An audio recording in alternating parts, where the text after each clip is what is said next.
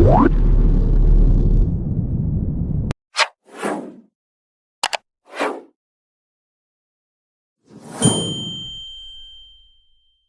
evening, here are tonight's top stories.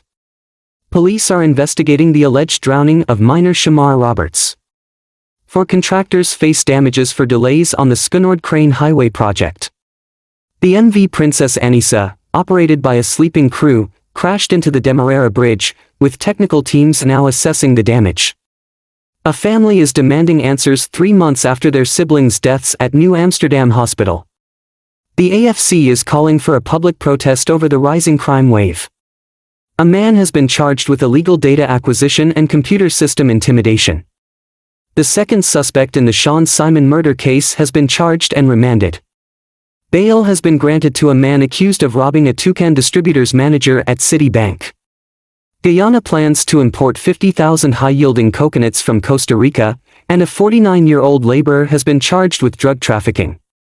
Stay tuned for the details of these stories. Please remember to like, share and subscribe to our channel for more news.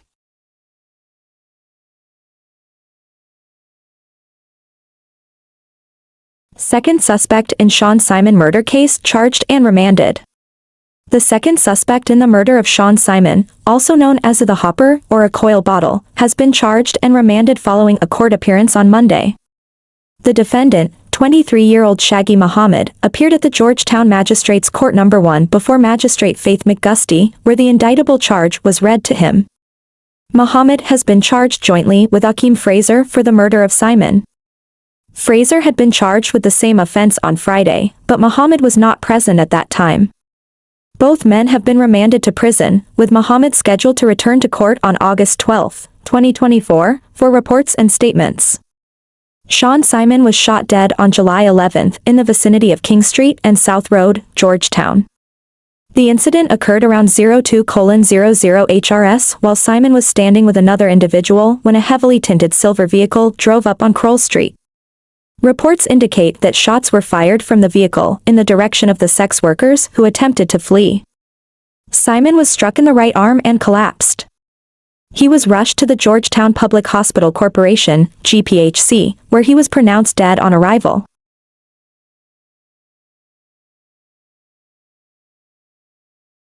Police investigate alleged drowning of miner Shamar Roberts. Authorities are investigating the reported drowning of Shamar Roberts, also known as 10 Pound, a 22-year-old miner from Lot 104 Melanie North, East Coast Demerara, ECD. The incident occurred around 9 o'clock HRS today at St. Elizabeth Back Dam in Potaro, Region No. 8. Roberts had been working for about a month as a pitman at the mining operation in the Back Dam. According to 26-year-old co-worker Akeem Madison, on the day of the incident, he and Roberts were transporting a blue drum containing fuel by rolling it into an old mining pit filled with water to float it across to their mining site. Both men entered the pit and began crossing. Madison reported that midway through the pit, Roberts veered away from the drum and struggled to stay afloat. Despite Madison's immediate attempt to assist him, Roberts submerged under the water and did not resurface. An alarm was raised, and a search team was quickly assembled to locate Roberts. His motionless body was found and retrieved from the pit around 14:20 hours. A detective examined the body and found no marks of violence or indications of foul play. Roberts' body was then transported to Madhya District Hospital, where Dr. Jeffers pronounced him dead on arrival. The body is currently at the Madhya Hospital's mortuary, awaiting a post-mortem examination to determine the exact cause of death. The investigation continues as authorities look into the circumstances surrounding the tragic incident. Family demands answers 3 months after siblings' deaths at New Amsterdam Hospital.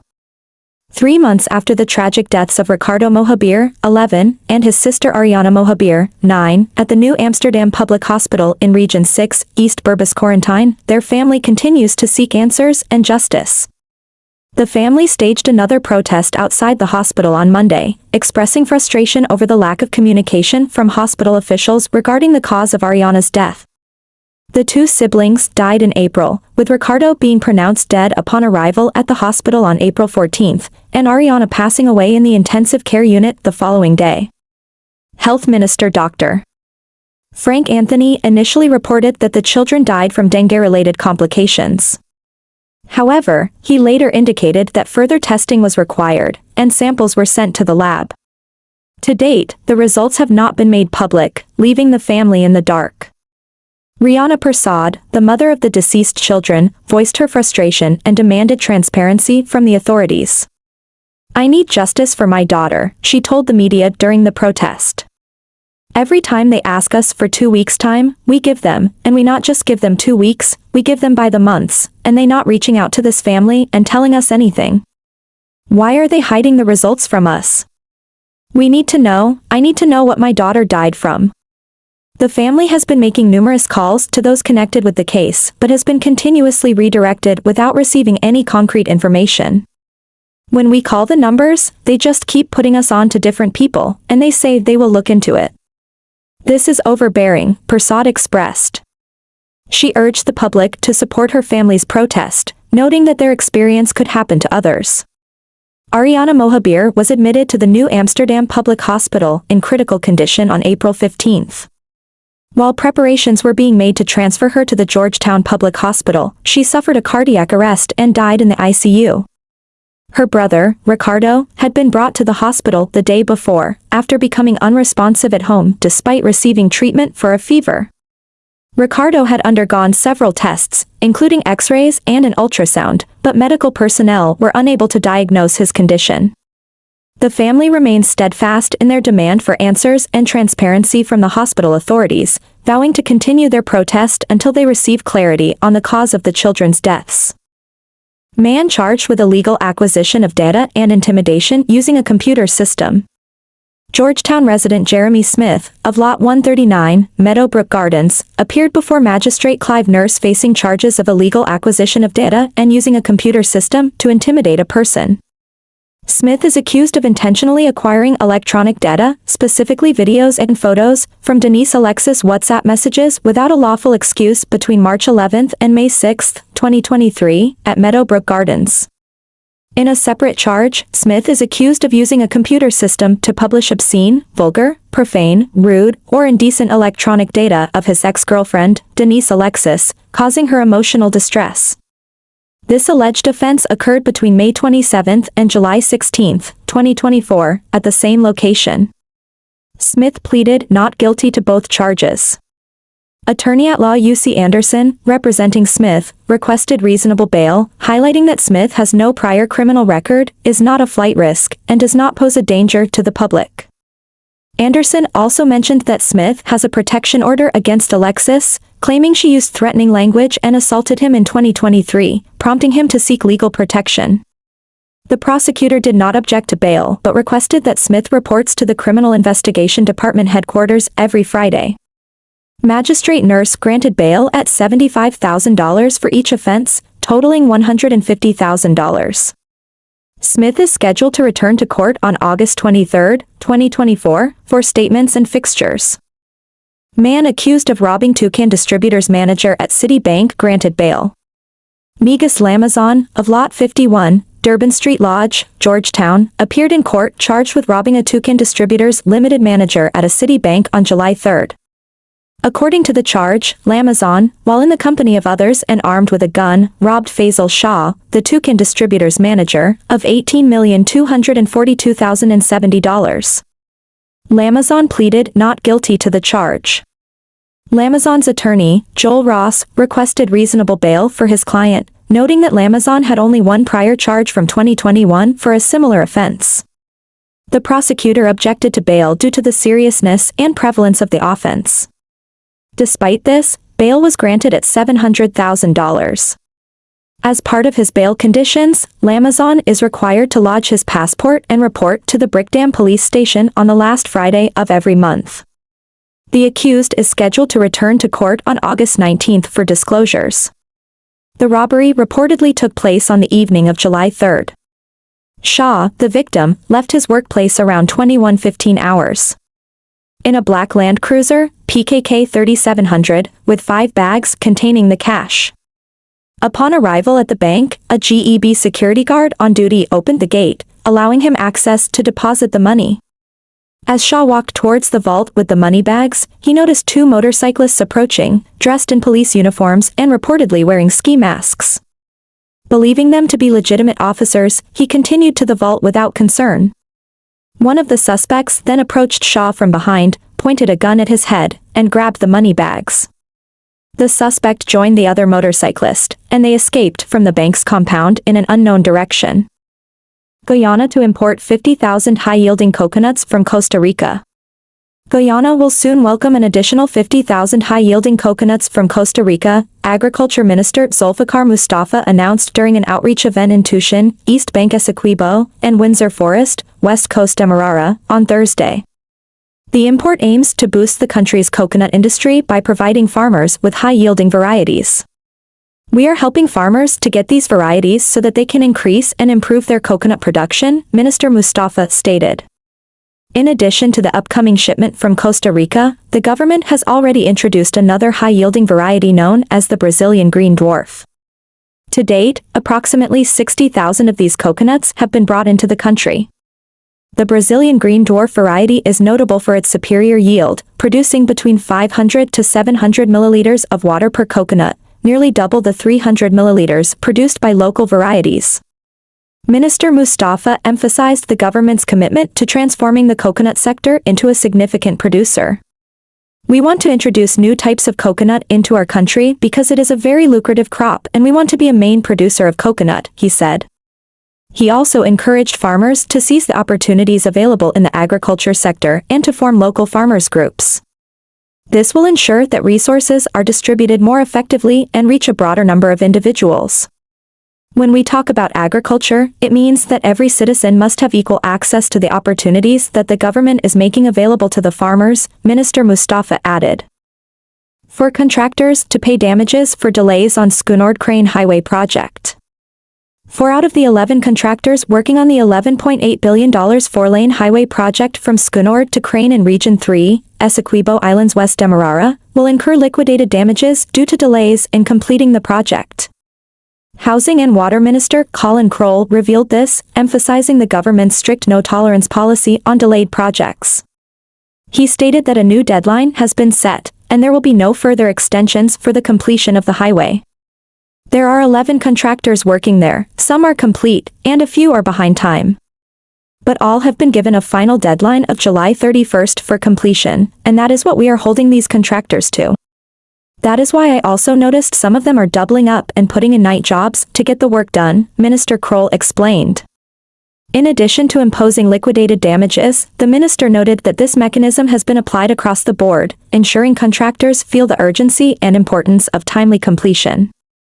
In September 2022, contracts worth $11.8 billion were signed for the construction of the Schoonord to Crane 4-lane highway, which is part of a larger initiative to establish a secondary road link to Porica, East Bank Essequibo, EBE. The project involves constructing 2 roundabouts, 11 reinforced concrete box culverts, 36 pre-stressed bridges, an emergency lane, 4.1 kilometers of dual carriageway road, and road signage and markings. The contractors involved include VR Construction Inc., Avinash Contracting and Scrap Metal Inc., El Hiruz Construction and Services Inc., Guy America Construction Inc., AJM Enterprise, Vals Construction, Perron Brothers Disposal Inc., and JS Guyana Incorporated. Initially, all contractors were required to finish their respective projects by October 25, 2023. After delays, an extension was granted, but the final deadline remains firm. 49-year-old laborer charged with drug trafficking. Devanand Lal, a 49-year-old laborer from Sparta, Essequibo Coast, was charged with possession of narcotics for the purpose of trafficking on Monday. The charge relates to 4 grams of cocaine allegedly found in his possession. Lal was arrested on July 18, 2024, at his residence in Sparta. The case was heard at the Charity Magistrates Court before Her Worship Tamika Clark, where Lal pleaded not guilty to the charge. The prosecutor objected to bail, leading to Lal being remanded to prison. The case has been adjourned to August 14, 2024, and will be heard at the Anna Regina Magistrates Court. Sleeping crew operating MV Princess Anissa crashes into Demra Bridge. Technical teams assess damage. Technical teams from the Demerara Harbor Bridge Corporation, DHBC, and the Ministry of Public Works are currently evaluating the extent of the damages caused by a collision involving a coastal vessel early Tuesday morning. Preliminary investigations indicate that the crew operating the MV Princess Anissa fell asleep while navigating the Demerara River, leading to the accident around 05:30 HRS. Majority of the damage occurred at spans 42 and 43 on the northern side of the bridge. Additionally, a recently placed anchor block sustained minimal damage. Fortunately, no injuries were reported from the incident. Public Works Minister Wanaj Hill stated that upon completing the investigation, the vessel's owner, INS Shipping of Good Intent, West Bank Demerara, WBD, will be held liable for the damages. Despite initial disruptions to traffic flow, Minister Hill assured the public that the situation has since returned to normalcy. This incident marks the second collision this year involving the Demerara Harbor Bridge. In April, a tug and barge drifted and collided with the structure, causing damage to spans 12 and 13. AFC calls for public protest amid rising crime wave. In light of a surge in criminal activities, marked by almost daily murders and robberies, the Alliance for Change AFC is urging citizens to demand better governance and safety measures.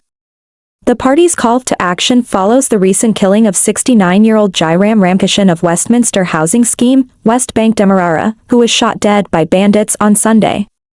The AFC also highlighted the execution-style murder of Evelyn Alves in Diamond, East Bank Demerara. Expressing condolences to the victims' families, the AFC emphasized the need for collective outrage and active demand for effective crime reduction strategies. We must not become numb to these violent incidents.